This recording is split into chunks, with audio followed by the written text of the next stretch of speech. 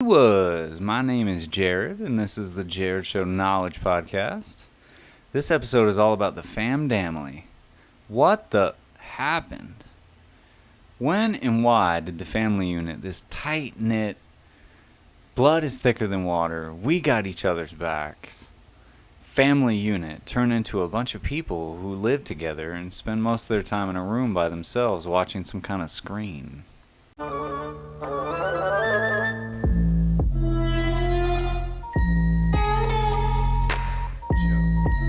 Ladies and gentlemen,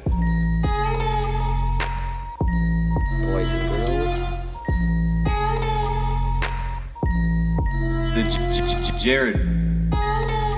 The Jared Show.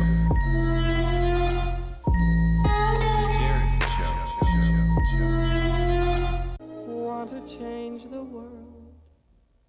The family unit has been broken up into pieces, where each of us is assigned a room with our own little screen, our own channels and shows, our own commercials and products. The quintessential family unit has been systematically broken down and sectioned off into what's called demographics. And how did we get like this? I think it's television. I think it's art. I think it's life imitating art.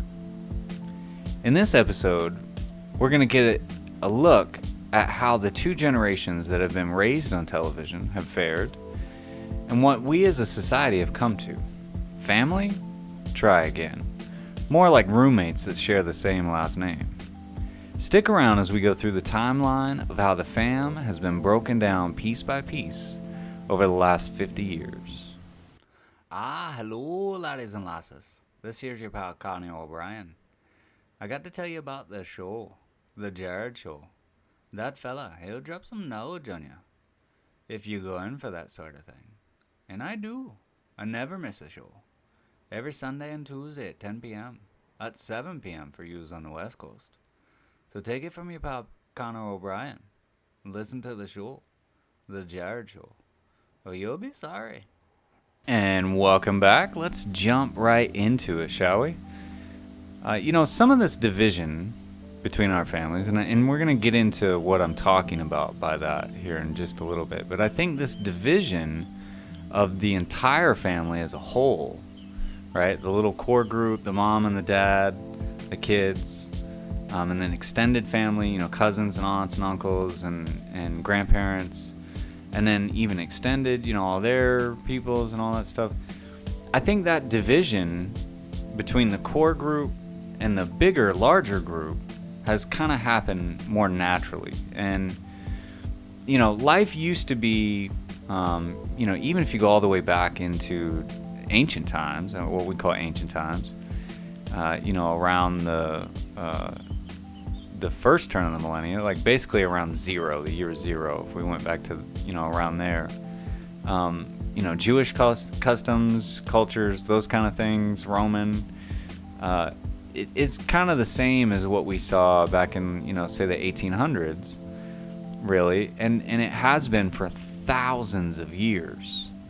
That a family unit was really a unit. And, I know, for instance, back in Jewish culture, the way that they would do things is they would get married, and then they would have, they'd have the wedding, the whole deal.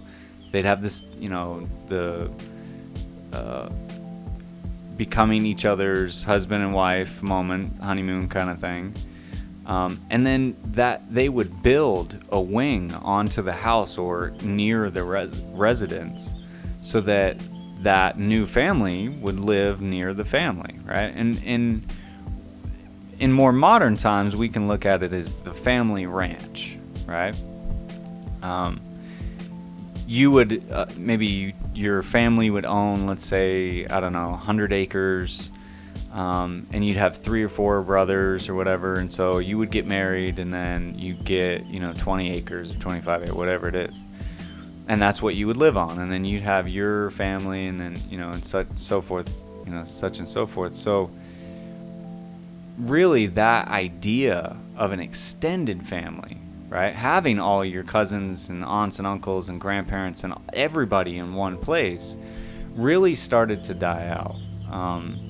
That community of people, which were really groups of families, where you settled on the ranch or settled some land. Back in the day when everybody traveled west, you had these, wagon groups that would all go west. This idea has kind of died out, really. It's still around a little bit, but not as much as it used to be, hundreds of years ago. And what's interesting is we actually kind of needed that diversity. We needed people to get out of their comfort zone, go to other places. We needed that for the human race, so that we would have diversity, we'd have different cultures, we could understand one another a little bit better. We wouldn't be so closed-minded. Like, we needed a little bit of diversity and people traveling and starting families in different places and all these kind of things. What's interesting is what we had before that is what generally you would do is you would take over the family business. So if I grew up, my dad now actually is a carpenter, I would learn the trade of being a carpenter. Even if you go all the way back in ancient times, a lot of times we know people by their name, and then you'll get like the city, right? Or the thing that they do. Like, for instance, John the Baptist or Jesus of Nazareth, right? These people were known by name, but eventually, as this came along, you would be known by the thing that you did. So John Carpenter, he was a carpenter, right? And the whole family was carpenters, and so you would learn that business trade. And over time, as cities grew and people and things grew and the population grew, you would have people that moved away from their own city. So now, John Carpenter's son, Timmy Carpenter, he doesn't want to be a carpenter, he wants to be a blacksmith, right? And that's where smiths and carpenters, I'm not exactly where Shirt Jones came from, but that's where you would get all of these names, these last names and these ideas, right? So eventually these people moved to other cities, they did other things, and the more that happened, the more that this extended family unit grew quite smaller, right? And so now you didn't have the grandparents in the same city, and I can tell you right now, my family is all over the place. I know people that have family all over the world, in different parts of the world, in Israel and different places. Our extended families shrunk down to just core groups, and that core group is really mom, dad, and the kids. Now the grandparents, aunts, uncles, cousins are all spread out, and this somewhat happened naturally. The core family unit is what we're talking about here. And that core family unit, I think, has been under attack. Now, personally, I think it's a higher force that's causing this division to the extent that we've gotten to now. But instead of going all the way up to who or what runs things, let's just stop at, let's say, ad agencies and corporations trying to sell us products. That's the easiest way to understand this, is really for the love of money, right? We'll look at this systematic separation in the light of demographics and try not to get too deep here. The reason the core family unit came under attack was to get us separated, right? So each of us has our own little screen and our own little messages and our own shows or commercials. Now, demographics are categories or groups of people. It's how ad agencies have broken down the population in order to more effectively sell products.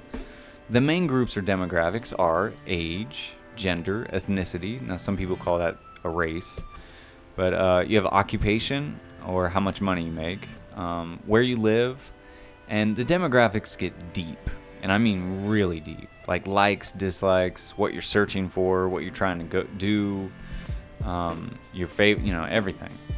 And so pretty much every question you've ever filled out on every website in order to sign up, we've really been led to believe that all of this information, like telling, Google when your birth date is really for security, but it's not. It's for data. It's so that they can understand more the ideas of demographics, of what demographic you fit into, right? And what's interesting is over time, the more information that they've accumulated about each individual person, that data has become a commodity, all to its own. And now it's sold to the highest bidder. And I tell you what, nobody does it better than Google and Facebook. That's how a search engine and a social media connection site grew to be two of the biggest corporations in the world because of data, right? So everything that you do, and like, used to be MySpace, right? But then it got into Facebook. So everything that you say on Facebook, I like sailing, right? So now you're in the demographic of somebody that likes sailing. And so they take that data and they sell that to a company that's trying to sell you a product having to do with sailing, right? And that's how all of these people have made their money. It wasn't because somebody signed up to a free website and they needed security to say, well, your birthday is this, right? Every single thing that you've ever said on MySpace, Facebook, Instagram, all of these social media sites, all you're doing is you're telling other people what you like, but you're really telling the corporation that owns that particular website what demographic you fit into. And then they turn around and take that information and sell it to the people that need that information, that need to know what demographic you fit into. And so, you know, the biggest question here, obviously, I mean, corporations take all that information, but what does demographics have to do with families, okay? And the easy answer to that question is everything. Each family has 3 key demographics: that of the dad, the mom, and the kids. When we get back, we'll see how these demographics, ad agencies, and corporations created wedges that eventually divided the family unit into roommates with the same last name. We'll be right back. Super Mario. Bro, have you heard about this new website, huh? You gotta see this. This guy went and put all his podcasts in the same place. Bro, what? Bro, are you getting serious? Bro, both podcasts in the same place. This guy is getting bananas. And bro, it gets even crazier. You can go buy a fucking t-shirt. Bro, this guy is blowing my mind. I went to TheJarredShow.com, listened to some episodes, bought a t-shirt, and bro, I think I'm gonna do it again, huh? It's bonkers. TheJarredShow.com. It's about to go off. And by off, I mean on. Oh, it's on, bro. It's on. Welcome back to the Jared Show Knowledge Podcast. Wow. I am dropping some serious knowledge in this one. And it's about to get just a bit deeper before we come back for air. So let's keep diving down in. It used to be the only way into the house for advertisers, okay, was the radio. So I think most people, when you think of the term advertising, you think in terms of like a billboard, right? Or a magazine, or a commercial on a television, right? But before radio was actually in the home, there was no advertising in a household, right? So an ad agency or a corporation could not get to you directly until you were outside of your house and you saw a billboard or a magazine. And I mean, newspapers, let's say maybe, right? But newspapers weren't as exciting. Kids generally didn't read newspapers. Really, newspapers were reserved for men, right? And, you know, sometimes women. Eventually, that demographic went up, women demographic. And so they got better at what they were trying to do. And eventually we got into radio. And so radio got all 3 of those demographics within the family unit. So all of a sudden, kids were listening, mom's listening, everybody's listening, right? But it was not as captivating as television, okay? So television comes along, it's more visual, it's more colorful, eventually, right? It's more engaging. And the commercials are almost more engaging. I mean, back in the day, I don't know if you've ever listened to radio commercials, but they were pretty engaging. But basically, what we used to have is every household had one TV, Okay, so at first we had one radio, right? And then eventually everybody started having one TV. Everybody got a TV, and that was a big deal. And then eventually that TV went to color, and that was just blew people's minds. But this one TV, right, would shut off every night at midnight. They'd have a call sign, and they tell you, you know, thanks for watching today, you know, da da da. And it would the network would actually shut the TV off completely. There was no TV after midnight. I think it started back up at like 6 in the morning or something. Until then, there was nothing but static, right? There was no VCRs, there was no DVRs, there was no internet, there was nothing, right? So after midnight, it was done. That was it, right? So how did we get to that, from that, to a TV in every room, and then eventually a device in everybody's hand? Right, and I'm gonna be throwing down some amazing stats here in this one. I really want you to stick around and check this out. So, how we did that is really demographics. Okay, so the categorization, the grouping of each of these people. Okay, now the demographics dictated the shows. All right. So now each show is geared towards a specific demographic. Enter cartoons, right? You had cartoons for kids. You had sports for dad. Dad wants to sit down and watch the game, right?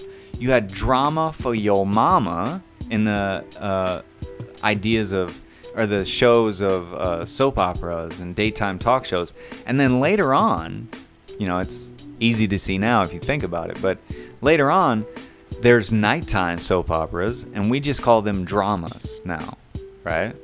But really, they're soap operas. Like any drama that you see, like This Is Us, you know, these kind of TV shows are really just daytime soap operas with much better acting, much better, you know, production and budget, you know, and more time to produce something. A daytime soap opera, they have to produce something every single day, right? Whole lot different. They have better scripts, but they're really the same idea. It's still just a bunch of drama, right? Now kids have things of their own that they want to watch. And it actually became a great babysitter. I mean, parents said, okay, cool, just go watch cartoons, right? And people still do that. Parents still do that. And coincidentally, I want to talk about this real quick. How is it that we first learn? This is a little side note. I got a couple of these in this episode. This is a little side note. How is it we first learn? Is it by reading? Is that how we learn? Or is it by watching, right? So a little kid that can't speak, right? How is it that they're learning about the world around them, right? That's by looking. That's by seeing. That's by observation. It's not by reading, right? You go to preschool. I mean, kids can't even read till what, like, what is it, like 12 or 13 now? No, I'm joking. But, you know, kids are learning way before they've learned to read. They have to learn to read, right? So how is it that they're learning? They're learning by watching, right? And we're going to get into some amazing statistics here in the having to deal with the old toddlers and the terrible twos. But let's keep moving here.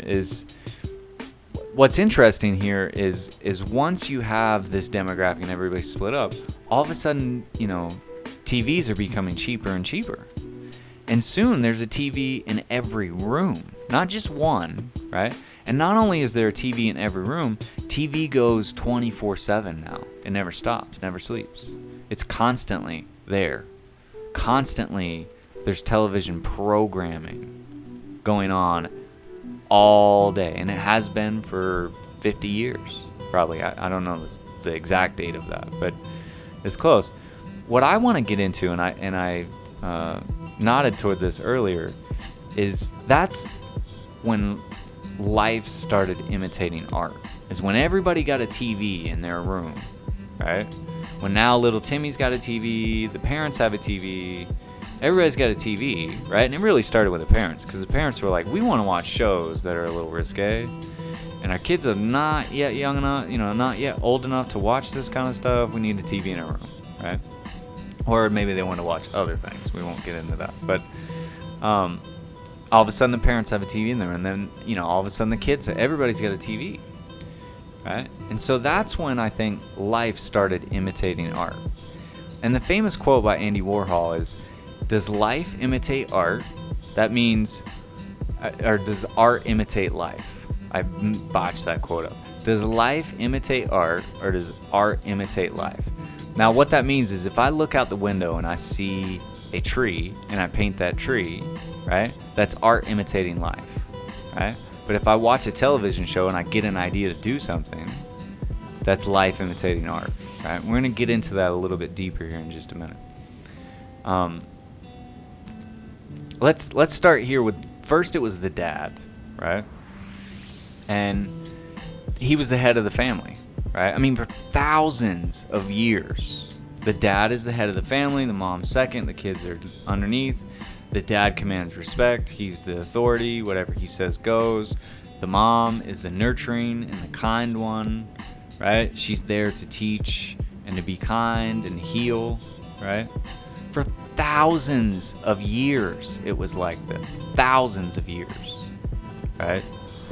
And then in the last 50 years, that's changed drastically, don't you think? Why is that, right? So, again, like I was saying, first you have to go after the dad. You have to go after the head of the family, and you cut the head off, and the body will follow. So we went from Mike Brady of the Brady Bunch to Homer Simpson of The Simpsons. We went from Howard Cunningham of Happy Days to Al Bundy of Married with Children. Around the late 80s, early 90s, more comedians started getting their own sitcoms. Think Bill Cosby, Tim Allen, Ray Romano, Martin Lawrence, Roseanne. I mean, she was much more like the dad than in the family anyway, right? Bob Saget, Ed O'Neill, Craig T. Nelson. And The Simpsons, which started in 1989, by the way, with Homer Simpson. And this started a dynamic that is still with us today. And it's called Dad is the Dumbass, right? The dad is the funny one. Mom is the straight one that the dad plays jokes off of, right? And the kids prank her and all this. So she's the straight guy in this whole thing.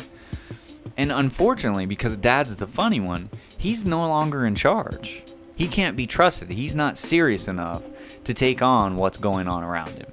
And because of that, now everybody looks to mom, right? So it used to be the dad was in charge, now the mom's in charge. So dad is no longer in charge because he's the funny one. The one you go to pick you up, to make you feel better, to laugh with, right? Now mom is the one that solves all the problems and makes all the decisions, right? She's the one that really runs the house. I mean, just look at the television show Roseanne as a great example, and many, Grace Under Fire, there's many other examples. I think Reba, I don't know when that came out, but that's a great example. These TV shows where all of a sudden it's strong women and they're the matriarch and they're the ones that are, taking care of everything and these kind of things. And so now we've come back to the Andy Warhol quote. Is life imitating art?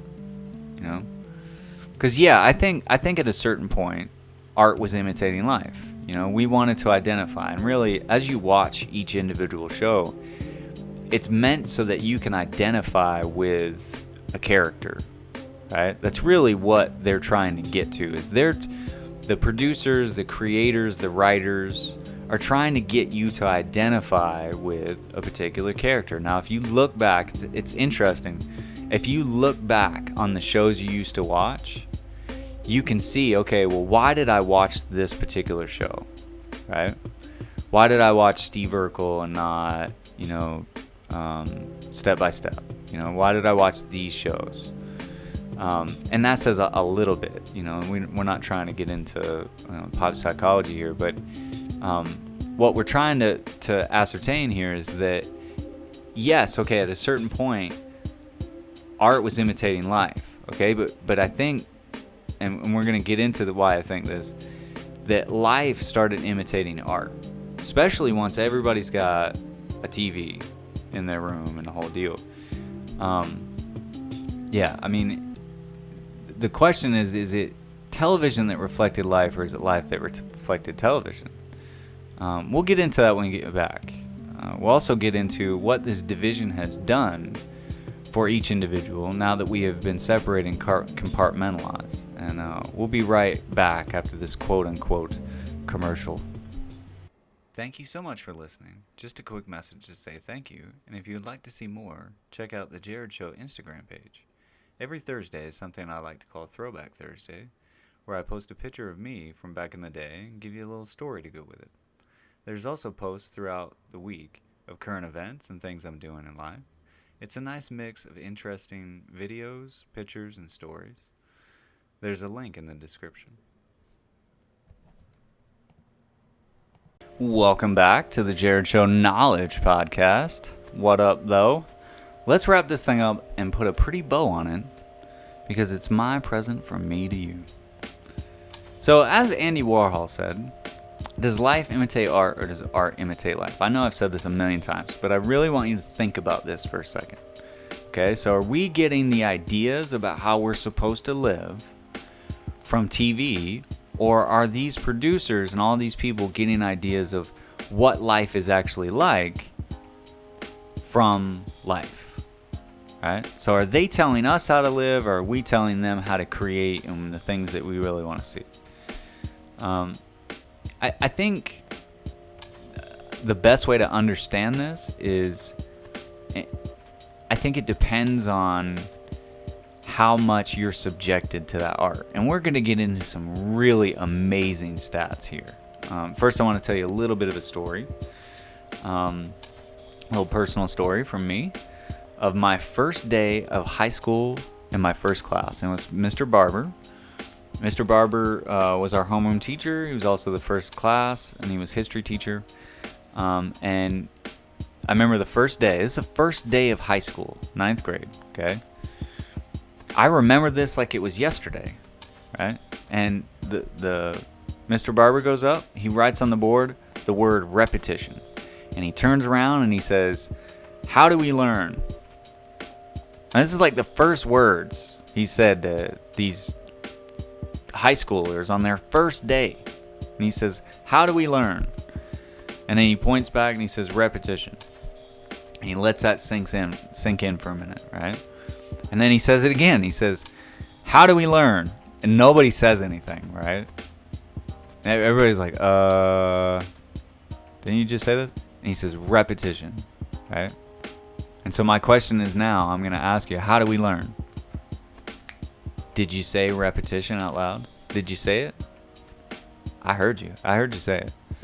I've said it many times. How do we learn? Repetition. How do we, right? And it's the same thing over and over, and you get it, right? That was my first day of high school. Now, like I said, it depends on how much you're subjected to the art, if the art is now influencing you, right? And here's the thing. That's why we see the same commercials over and over and over and over. How do we learn? Over and over. How do we learn? Over and over. That's why we see that, right? Now, what I just did right there, right? Being repetitious and saying it over is really annoying. I get it, right? But that's what we think of when we see a commercial. Oh, that's really annoying. I've seen this 50 million times. Why is that? Why do people do this? Why? Because that's how we learn. That's how an advertiser, it doesn't do them any good for you to see an ad once. You don't really care, right? They need you to see that ad at least 3 to 5 times before you're going to do something about it. Eventually, after you've seen it 10 or 15 times, chances are you're at least going to think about it. By the time that you've seen 20, 25 times, you've absorbed that into who you are, the way that you think, what's going on with you. Right? That's why drug commercials, I hate drug commercials. Because really all they're doing is baiting you into having to use that commercial. One of my favorite comedians talking about drug commercials would be Chris Rock. Hilarious. You know, he said every drug commercial starts off with, "Have you gone to sleep? Have you woken up today?" Like, you know, the most simple, basic stuff they can come up with. Oh, well, you need this drug, right? It's like, it's horrible. They're horrible. Drug commercials, drug companies, horrible, horrible, horrible. But let's get into some statistics today, Junior, right? These statistics, when I was looking this stuff up, really kind of blew my wig, man. I mean, seriously. Are you ready for this?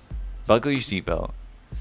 as it says in the Matrix, buckle your seatbelt because Kansas is going bye-bye, right?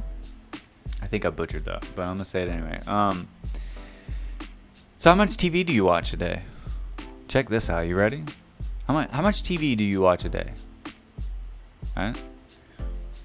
On average, the average American adult watches 5 hours and 4 minutes of live TV. Okay, so TV that's actually going on right now.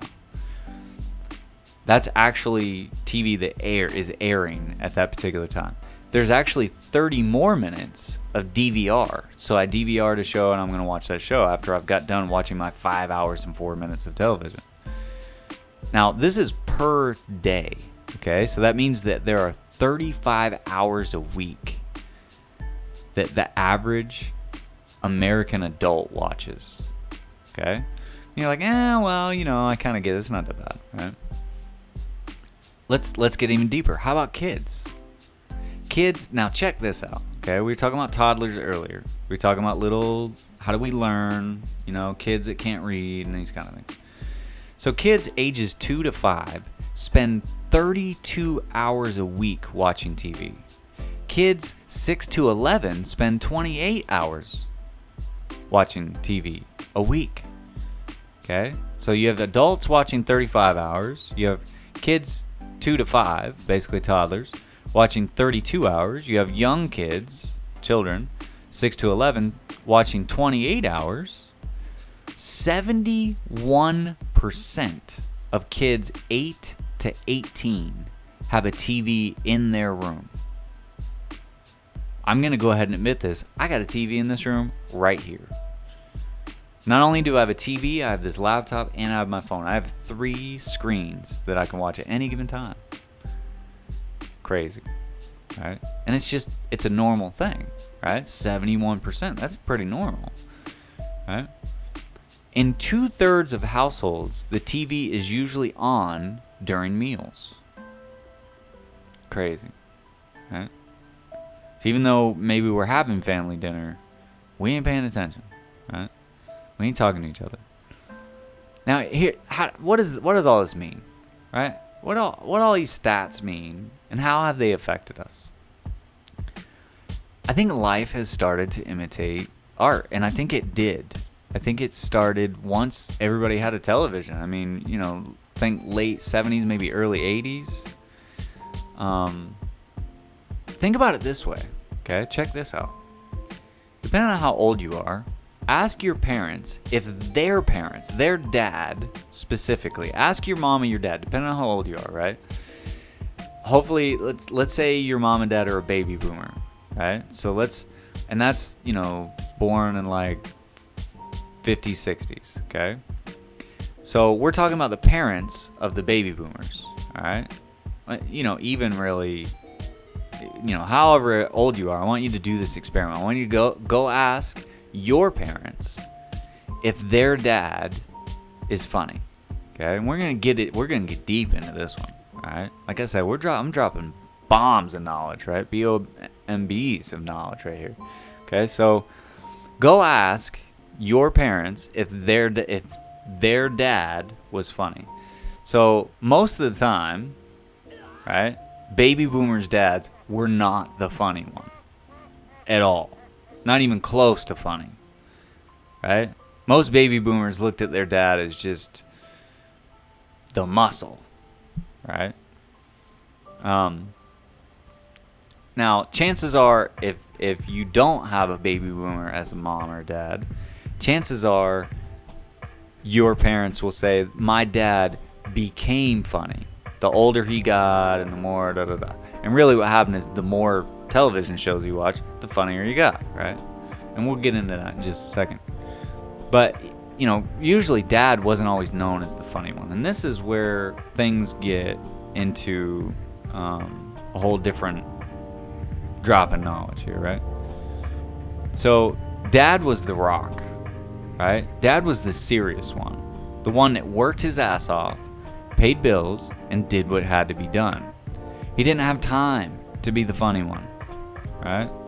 As the saying goes, it's all about the money and a damn thing funny. It was generally the kids that were really the funny ones.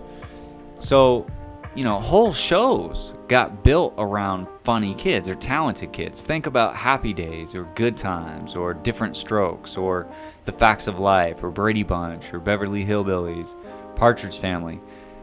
Case in point, Dennis the Menace. Okay? Just looking at the names of these shows actually brings me to my final point here. What life imitating art has really done for our society is it's made it colder and meaner. I mean, really, just think about the titles of the shows that I just named. Now let's compare them with the titles of the shows that are now, okay? These are the names of shows that are on television right now, all right? I'm going to let some of these sink in.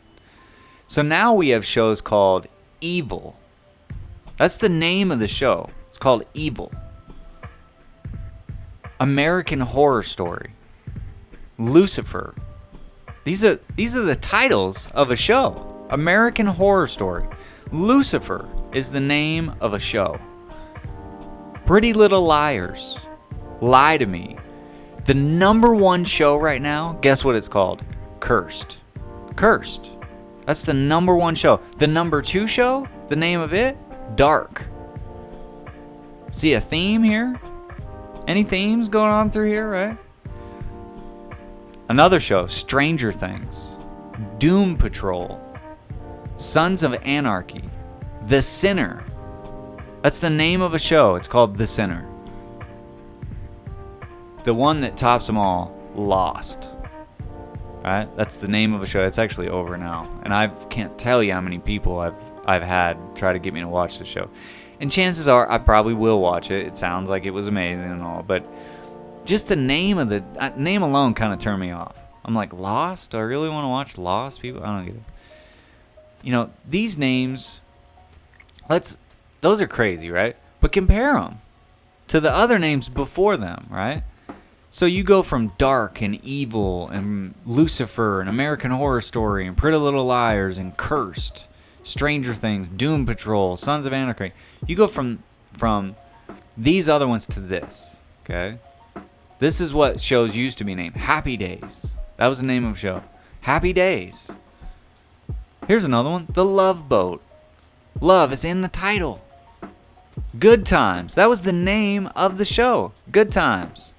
Hey, man, we got Happy Days and Good Times. Guess those are gone, right? Father Knows Best. Mic drop. I can't drop my mic because it's sitting on these books, but mic drop. I mean, Father Knows Best. That was the name of a show. So was Family Affair. All in the Family. My Three Sons and the Addams Family. Right? Now, admittedly, the Addams Family, that was just really weird. And that show was really just there to push the envelope. So were the Munsters. I always like the Munsters better than Addams Family. Addams Family is just weird just to be weird. It's stupid. But, it's easy to see we as a society have grown colder, darker, meaner. I don't think it's television that's followed suit. I think it's because we are interacting with television far more than anything else. I mean, think about it. 35 hours a week. That's a full-time job. They say it takes 10,000 hours to these are mind-blowing numbers. I want you to crunch these numbers in your head. Write them down if you have to, okay? They say it takes 10,000 hours to master something, all right? If adults and most kids are watching 30 to 35 hours of television a week, I went with 30, it's 1,680 hours a year, okay? Now remember, kids 2 to 5 are watching 32 hours a week of television, right? So in this scenario, it would take just under 6 years, and this isn't a scenario, this is real life, right? It would take just under 6 years to master whatever it is that we're learning from the consumption of so much television. People have been watching The Simpsons for how long? What do you think The Simpsons has taught us? That Homer's a dumbass, every dad's a dumbass? I don't know, something like that. What about when we factor in the age of 2 to 18? check this out, on average, they're consuming 30 hours of television a week. That's a staggering. Within your childhood, if you are consuming 30 hours of television a week, you are consuming, within your childhood from 2 to 18, you are consuming 26,880 hours of TV. Now tell me something. You think that amount of consumption or that amount of TV programming might just affect how we view the world? You think so? Maybe, huh? Maybe. You know, in this episode we have seen television and how it has changed our society and systematically separated our families in order to compartmentalize each individual. The old divide and conquer. We have seen the statistics on how much TV the average person consumes per day, per week, per year, and per childhood. We have touched upon this and how this has affected our society. And, you know, I want to get deeper into that. You know, in the next episode, we'll get a bit deeper into how we as individuals have been affected. I just didn't have time enough in this one. I could talk about this for hours. To me, it is mind-blowing. And here's the thing. I'm the same, and I'm trying to wrap this up, but I did want to tell you this, is I'm the same as everybody else. I watched all that. I cannot tell you how many whole series of TV shows I have watched. I mean, I could rattle off, probably 20 right now, 50. Ridiculous number. So I'm not saying that I'm a whole lot different than anybody. I'm just saying I've thought about it. I said, well, hold on a second. Why am I doing this? Right? Why not do something worthwhile? Why not speak to you guys on a podcast? This takes up a lot more of my time nowadays, which I'm grateful for, And what I want to talk about is how has it affected individuals? I know how it's affected me. How has it affected each individual? And really how these individuals come back into society. If the strength in numbers protection, right? Strength in numbers, that protection of the family unit has been broken down. Why? And how have people changed because of it? I mean, we can see that our society is just ever so slightly darker. I mean, to me, it's really much darker. I mean, we got shows on TV, Lucifer and Cursed and all this kind of stuff.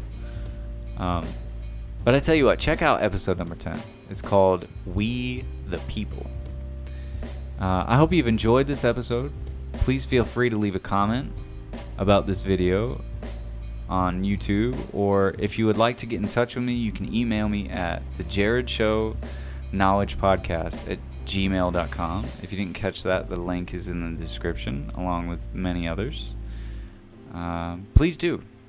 If you have questions, comments, you think I'm completely wrong, I'm a nut job, I'm crazy, you think I'm really right, and if you like this podcast and you enjoyed this, and pass it around to people.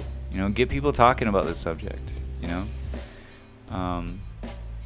And I thank you so much for listening and watching. And as always, may God bless you. The Jared Show.